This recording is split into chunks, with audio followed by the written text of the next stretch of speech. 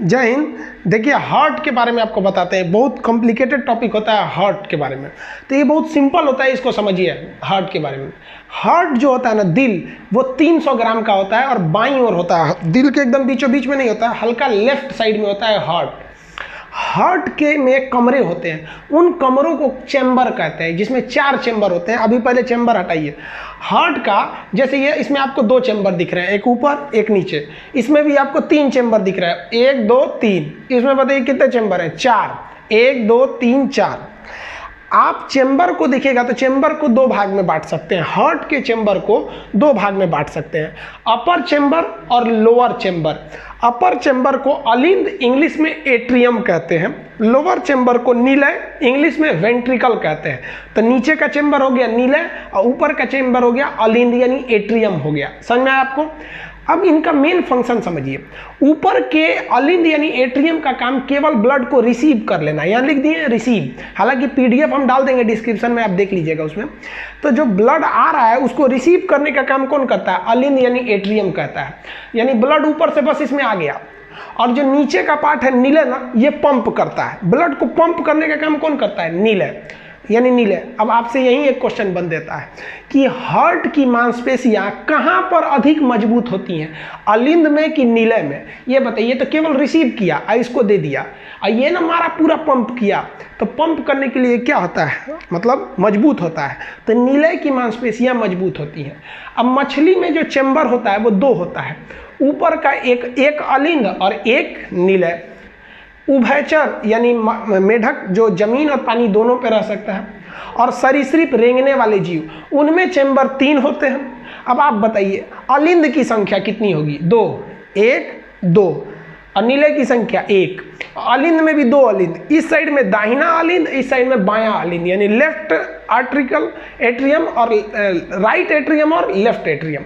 और नीला तो एक ही है, ये तो लेफ्ट राइट क्या होगा? स्तनधारी जिसमें मानव आते हैं, पक्षी यानी एबीज यानी मैमल्स और एबीज, इसमें हार्ट कितने चेंबर का होता है? 4 चेंबर का। अपर चेंबर, लोअर चेंबर। अपर चेंबर को क्या कहते हैं? एट्रियम यानी अलिंद। कैठो अलिंद? 2, दाहिना अलिंद, बायां अलिंद, यानी right atrium, left atrium. Ventricle भी कितने? 2, राइट वेंट्रिकल्स और लेफ्ट वेंट्रिकल्स। समझ में आ गया आप लोग को? इतने में कोई दिक्कत नहीं है। ये मानव का है। ये मेन फिगर हम बना के समझते हैं, और ताकि आपको अच्छे से समझ में आ जाएगा। ये मेन, ये तो हम समझने के लिए बना दिए हैं। हार्ट किधर होगा? लेफ्ट साइड में होगा। उसको नापने के लिए स्टेथोस्कोप आला का प्रयोग करते हैं। जो क्लास के स्टूडेंट होंगे आपको पता होगा ये किसका आला है, आइडिया लगा ही सकते हैं किसका है, मंगा लिए हम वहाँ से। तो इससे हम लोग क्या नापते हैं? हार्ट में हार्ट बीट ठीक ठाक चल रहा है कि नहीं, ये लेफ्ट साइड में होता है। तो इसका आप स्क्रीनशॉट लीजिए, फिर हम हार्ट के बारे में आपको पढ़ाते हैं। देखिए हार्ट हम बनाने का तरीका समझते हैं, हार्ट बनता कैसा है। तो इसके लिए एक सिंपल तरीका है। एक हम सबसे पहले नीले बनाता है, ये हो गया आपका लेफ्ट साइड का, ये वाला हिस्सा जो होता है ये लेफ्ट होता है, ये लेफ्ट हो गया, और इधर के हिस्सा हो गया ये राइट होता है। तो ये हम लिख देते हैं राइट। तो ये राइट हो गया और ये वाला हिस्सा हो गया लेफ्ट। अब देखिए, तो ये एक बाएं, ये हम यहाँ पे एक नीला बना देते हैं, सेम साइज का बनेगा दोनों नीले। देखिए ध्यान से। अब ये एक हो गया,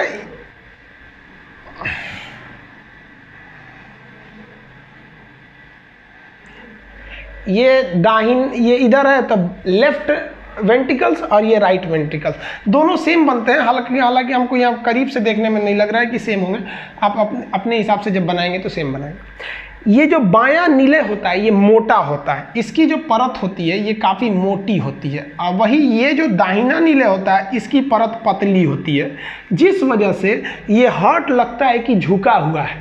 तो लड़के जब बनाते हैं ना तभी इसको झुका देते हैं, इसलिए गड़बड़ हो जाता है। ये हो गया आपका नीले, ये भी नीले निचला हिस्सा है। ये मांसपेशियां मोटी होती है। अब आगे देखते हैं, ये जब मांसपेशियां आगे जाती है ना तो ऐसे पतली हो जाती है यहाँ पे, और यहाँ से फेफड़ा की नली आई रहती है। ये फेफड़े की नस आई रहती है यहाँ पर, ये फेफड़ा से आया रहता है। आपको पता है फेफड़ा को क्या कहते हैं हम लोग? फुसफुस।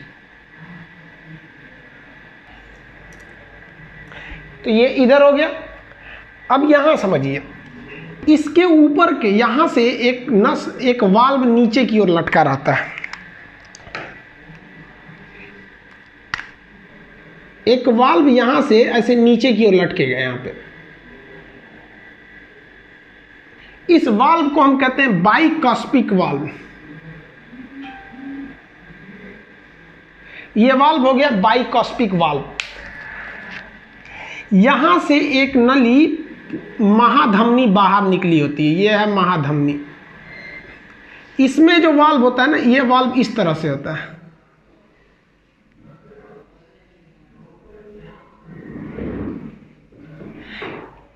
इस वाल्व को कहते हैं एरोटिक वाल्व। ये क्या चीज है? एरोटा है।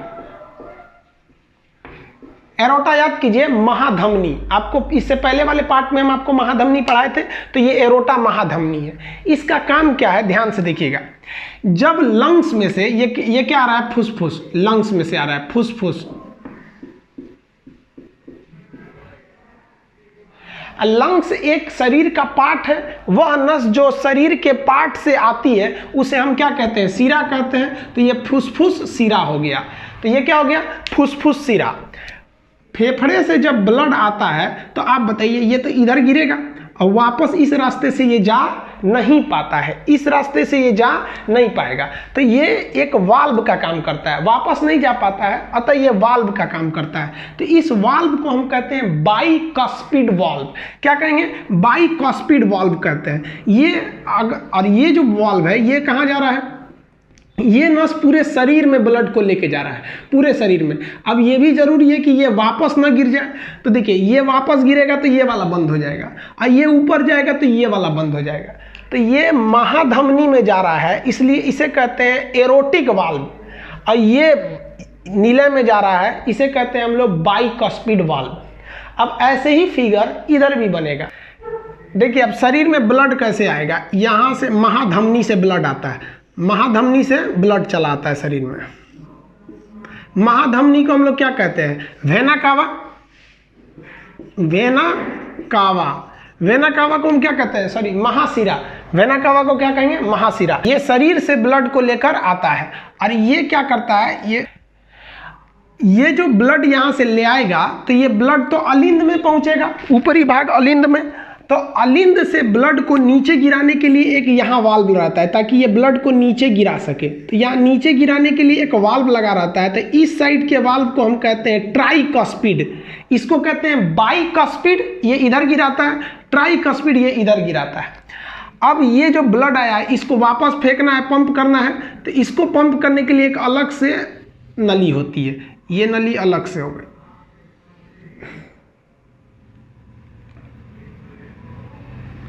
इसमें भी एक वाल्व लगा होता है।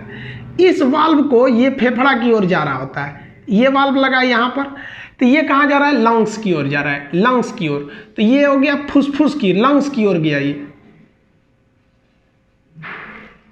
तो ये वाला कहाँ चला जाएगा? लंग्स की ओर चला जाएगा। तो लंग्स को हम क्या कहते हैं? पल्मुनरी। तो इस वाले वाल्व को क्या कहेंगे? पल्मुनरी वाल्व, फुसफुस वाल्व। ये फेफड़ा में चला गया, अब वापस ना आ जाए। अगर ये गलती से वापस आएगा तो ये बंद हो जाएगा। और ये इधर से अगर ब्लड जाएगा तो ये पूरे शरीर में चला जाएगा। एरोटा मतलब महाधमनी, पूरे शरीर में चला जाएगा। अगर वापस आया तो ये बंद हो जाएगा।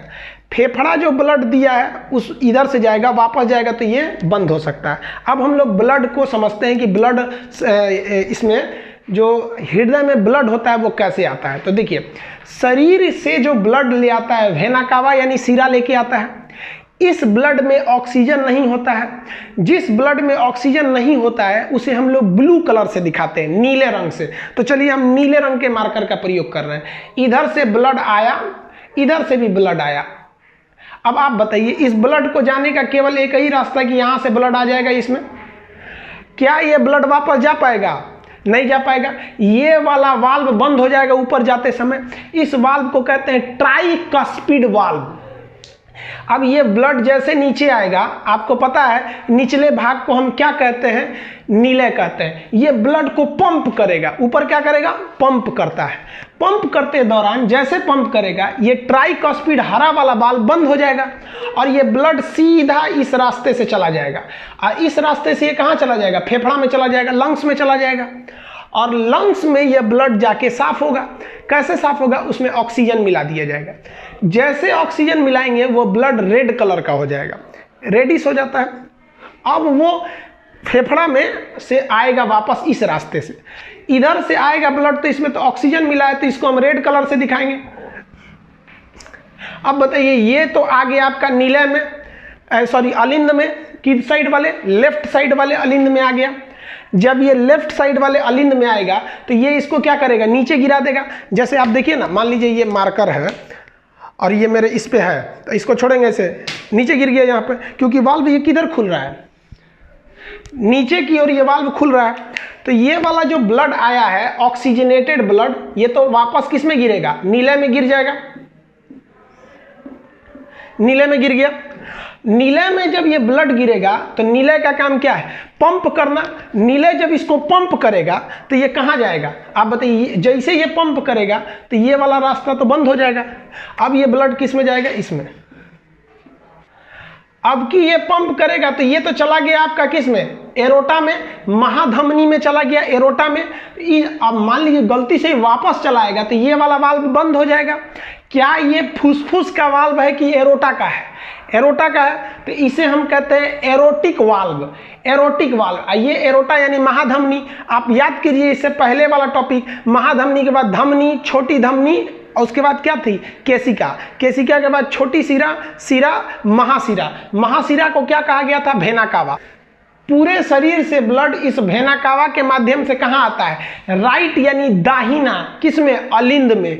दाहिना अलिंद के बाद दाहिना नीलय, दाहिना नीलय के बाद सीधे वो कहाँ गया? फेफड़ा में। कहाँ गया? फेफड़ा में। फेफड़ा के बाद वो कहाँ आया?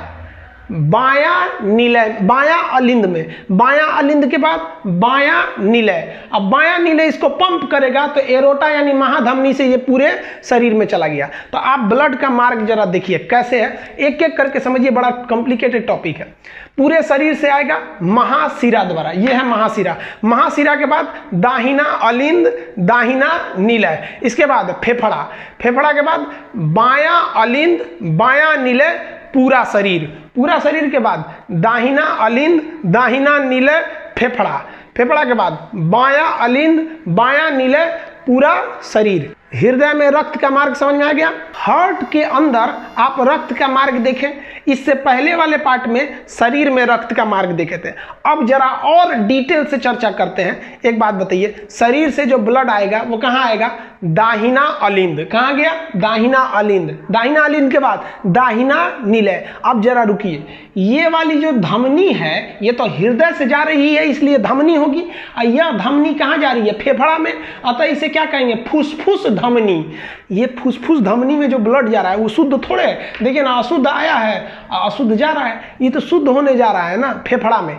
फेफड़ा के बाद आएगा फुसफुस सिरा। हालांकि सिरा में अशुद्ध बहता है लेकिन ये फेफड़ा से आ रहा है इसलिए इस सिरा में शुद्ध बहेगा। ये हम आपको सर्कुलेशन में पढ़ा दिए थे ब्लड में। तो अब ये आप इन नसों को भी शामिल कीजिए। कैसे आएगा बाबू? शरीर से कहाँ आएगा?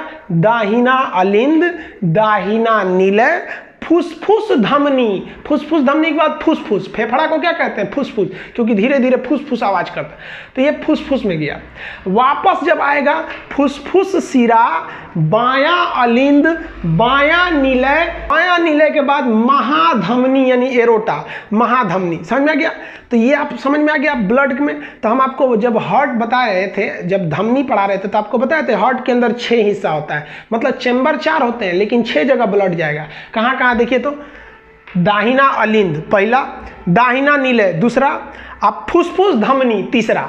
तो एक और 3 ठो, तो इधरों 3 ठो रास्ता होगा। कौन कौन सा? फेफड़ा से आएगा तो फुसफुस सिरा, बायां अलिंद दूसरा हो गया, अब बायां नीलय 3 हो गया। तो एक इधर से भी हो गया हिस्सा आने का। तो यहां देखिए ध्यान से। और अगर बाहरी नस को भी लीजिएगा तो 4 ठो इधर हो जाएगा, 4 ठो इधर हो जाएगा। तो धीरे धीरे हम संख्या बढ़ा रहे हैं। पहले आपको 4 चैम्बर बताएं, फिर 6 रास्ते बताएं, अब 8 रास्ता देखिए। पहला रास्ता महाशिरा, यहां से ब्लड आया, महाशिरा पहला, दाहिना अलिंद दूसरा, दाहिना नीलय तीसरा, अब फुसफुस धमनी चौथा। 4 इधर हो गया, पहुंच गया कहां? फेफड़ा। फेफड़ा कॉमन है, पहुंच गया फेफड़ा में। अब फेफड़ा से आएगा तो इधरों 4 ठो, देखिए कौन कौन, फुसफुस सिरा एगो, बाया अलिंद 2 ठो, बाया नीले 3 ठो और महाधमनी 4 ठो। तो 4 इधर भी हो गया। तो ये धीरे धीरे करके रास्ता आप बढ़ाना पड़ेगा। हार्ट में कितने चेंबर? 4, 1 2 3 4। इस साइड में कितना वाल्व? 2 ठो, इस साइड में भी 2 ठो। तो हार्ट में कितने वाल्व? 4। ये देखिए, ये महाधमनी यानी एरोटा की ओर जा रहा है, तो एरोटिक वाल्व, आइए नीले की ओर खुल रहा है तो इसे कहते हैं बाइकस्पिड, ऐसे कहते हैं ट्राइकस्पिड। आइए फुसफुस की ओर जा रहा है इसलिए पल्मोनरी वाल्व। समझ में आया? अब वाल्व को भी शामिल कीजिए। आप देखिए कितना कॉन्सेप्ट क्लियर हुआ है। देखिए आप सभी प्रकार के मार्ग को और सभी प्रकार के वाल्व को शामिल कीजिए। देखिए आपका कंसेप्ट क्लियर है कि नहीं है। वेना कावा मतलब होता है महाशिरा। महाशिरा से आएगा, कहां जाएगा? महाशिरा, दाहिना अलिंद, उसके बाद कौन से वाल्व को पार करेगा? ट्राइकॉस्पिड वाल्व, दाहिना नीले यानी राइट नीले। अब ये कौन से वाल्व को पार करेगा? पल्मोनरी वाल्व, क्योंकि फेफड़ा में जा रहा है, वाल्व लगाना जरूरी है। पल्मोनरी वाल्व, ये नस का नाम क्या है? फुसफुस धमनी। कहां गया? फेफड़ा में। फेफड़ा से आएगा कहां पर? फुसफुस सिरा। फुसफुस सिरा के बाद बाया अलिंद यानी लेफ्ट एट्रियम। इसके बाद कौन सा वाल्व पार करेगा? ये वाला। इसे कौन सा कहते हैं? डाइकॉस्पिड वाल्व।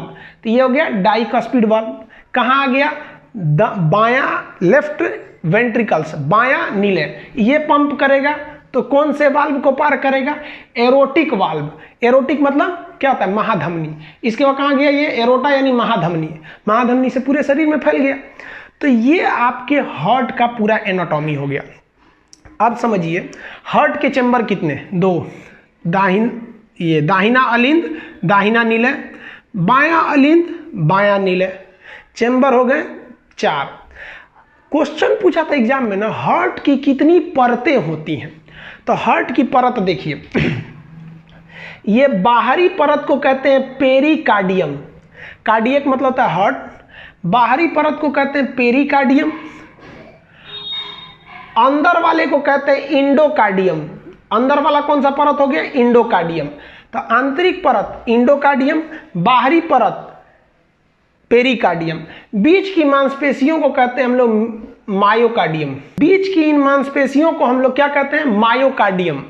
और मायोकार्डियम, आइए बीच का हिस्सा है, ये जो दोनों भाग को अलग करता है। तो अलग करने के लिए एक तरह का कहिए तो ये हार्ट को 2 भागों में सेपरेट कर देता है, इसलिए इसे हम लोग क्या कहते हैं? सेप्टम कहते हैं। ये 2 भाग में बांट देता है, अतः इस बीच वाले को हम क्या कहते हैं? Cardiac septum. Cardiac septum separate कर देता है, इसलिए इसे क्या कहते हैं? सेप्टम कहते हैं। तो ये सेपरेट कर दिया 2 भाग में। तो हार्ट की कितनी परतें? 3। बाहरी परत पेरिकार्डियम, आंतरिक परत इंडोकार्डियम, बीच के मसल्स को क्या कहते हैं? मायोकार्डियम। तो हार्ट की परतें 3। हार्ट के चेंबर कितने? 4। समझ में आ गया आप लोग को? हार्ट का ये वाला हिस्सा यानी जो दाहिना अलिंद है, ये जो दाहिना अलिंद है, जहां से महाशिरा ब्लड को एंट्री मार रही है, यहां पर एक मसल पाया जाता है, कहते हैं साइनोएट्रियम, SA नोड, वाल्व नहीं, साइनोएट्रियम नोड, SA नोड। ये इलेक्ट्रिक करंट जनरेट करता है और यही इलेक्ट्रिक करंट जनरेट करता है जिससे कि हार्ट क्या करता है? एक तरह से पंप करता है। तो हार्ट को पंप करने के लिए जो इलेक्ट्रिक करंट जनरेट होती है, कहां से होती है? साइनोएट्रियम नोड यानी SA नोड से होती है। जब कभी यह SA नोड खराब हो जाता है, काम नहीं करता है, तो यही इस SA नोड की जगह पे एक करंट जनरेट करने वाला आर्टिफिशियल मशीन लगाया जाता है, जिसे हम पेसमेकर कहते हैं। पेसमेकर। तो क्वेश्चन पूछेगा पेसमेकर कहां लगाया जाता है? तो ये दाहिना ऊपर का हिस्सा है तो अलिंद, दाहिना अलिंद यानी राइट एट्रियम पे लगाया जाता है पेसमेकर मशीन ऑपरेशन करके। हार्ट के ऑपरेशन को हम बाईपास सर्जरी कहते हैं। Bypass surgery. और एक टेस्ट होता है हार्ट के लिए, 2 टेस्ट याद रखिएगा, ट्रेड माइल टेस्ट और एक ECG भी बता देंगे आगे। तो ट्रेड माइल टेस्ट होता है। समझ में आया? हार्ट जब पूरी तरह काम नहीं करता है तो एक आदमी का हार्ट निकाल के दूसरे आदमी में लगाया जा सकता है। इस घटना को सबसे पहले क्रिश्चियन बर्नार्ड ने किया था। पहला हार्ट ट्रांसप्लांट करने का काम किसने किया? डॉक्टर क्रिश्चियन बर्नार्ड ने किया था। तो ये पेसमेकर समझ में आ गया। अब जरा ध्यान दीजिए, जैसे नीले क्या करता है, हार्ट को इसे पंप करता है। हार्ट को जब पंप करता है यहाँ पे, तो ये वाला फाटक ऐसे खुलता है। जैसे ये वाला फाटक खुलेगा, हड़हड़ा के ब्लड ऊपर जाएगा, तो ये फाटक खुलते समय एक आवाज़ आएगी, और जैसे ये फाटक बंद होगा तो उसमें भी एक आवाज़ आएगी। तो ये देखिए, ऐसे बंद होते समय, खुलते समय ये एक आवाज़ आती है। इस आवाज़ को हम कहते हैं लब डब। खुलता है, बंद होता है, तो उसे हम क्या कहते हैं? लब डब। लब डब आला लगाकर डॉक्टर क्या चेक करता है? लब डब की आवाज़ चेक करता है। ये लब डब की आवाज़ आ रही है या नहीं आ रही है। दिल जो होता है 1 मिनट में 72 बार धड़कता है। नॉर्मली ये दिल के धड़कने की रेट है 72 बार। अब समझिए, एक क्वेश्चन आया था कि वह कौन सा ऐसा हार्ट का पार्ट है जो ब्लड फेफड़ा में फेंकता है। तो देखिए, राइट वाला जो पार्ट है, राइट वाला, जैसे ये ब्लड आया ये तो फेफड़ा में फेंक दिया, तो राइट पार्ट ब्लड को कहाँ पंप करता है? फेफड़ा में। और लेफ्ट पार्ट जो है ये ब्लड को कहाँ पंप करता है? एरोटा यानी महाधमनी द्वारा पूरे शरीर में। चूंकि यह पूरे शरीर में पंप कर रहा है, इसलिए इसको ज़्यादा शक्ति की ज़रूरत है। और ये फेफड़ा को पंप कर रहा है, फेफड़ा तो यही रहता है, इसको कम शक्ति की ज़रूरत है। ज़्यादा शक्ति की ज़रूरत किसको है? लेफ्ट वेंट्रिकल्स यानी बायां नीले को। इसलिए बायां नीले की मांसपेशियां बहुत मोटी होती है। बायां नीले की मांसपेशी कैसी हो जाती है? वो मोटी हो जाती है। तो बायां साइड क्या होता है? बॉडी पंपिंग, बॉडी में पंप करने का काम। और राइट साइड क्या करता है? लंग्स पंप करता है, वो केवल फेफड़े में भेजने का काम करता है। समझ में आया आप लोग को? अगर आप बनावट के हिसाब से देखिएगा ना, तो हार्ट का निचला भाग नोकीला है और ऊपरी भाग सपाट है। तो बराबर जो सपाट हिस्सा होता है ना, उसे हम कहते हैं बेस यानी आधार। तो हार्ट का जो ऊपर का भाग है ना, उसको हम बेस कहते हैं। और एपिक्स, नोकीले भाग को हम क्या कहते हैं? एपिक्स। तो इसको हम लोग क्या कहते हैं? एपिक्स। जनरली क्या होता है, कोई पहाड़ जो होता है ऐसे होता है, उसका एपिक्स ऊपर और बेस नीचे। लेकिन हार्ट में उल्टा है, इसका नोकीला भाग नीचे, तो निचला को क्या कहते हैं? एपिक्स, और ऊपर वाले को क्या कहते हैं हम लोग? बेस कहते हैं। हार्ट का ऊपर वाला भाग हो गया बेस हो गया। समझ में आया? अब जरा ध्यान से देखिएगा, हमारे शरीर में लगभग 5 लीटर ब्लड होता है, 5 से 5.5 लीटर के बीच में, एवरेज मानिए 5 लीटर ब्लड होता है। अब आप जरा बताइए, 5 लीटर का गैलन देखें, इतना बड़ा होता है। और हम लोग का ब्लड, हम लोग का सोच रहा जो हार्ट होता है वो कप के बराबर हो, इतना छोटा। तो आपके मन में एक सवाल नहीं आता है, सोचो इतनी चूंकि बोतलवा में 300 ग्राम का होता ही है हार्ट, 300 ग्राम में सोचा 5000 ग्राम यानी 5000 ml यानी 5 लीटर कैसे अट गया? तो रॉन्ग नंबर है, मतलब कोनो फिरकी ले रहा है, फिरकी नहीं ले रहा है। समझिए ध्यान से कैसे होता है, एकदम बारीकी से समझिएगा। 1 मिनट में हार्ट जो धड़कता है वो 72 बार धड़कता है। कितनी बार? 72 बार। और जब एक बार हृदय धड़कता है ना, तो केवल 70 ml ब्लड को पंप करता है।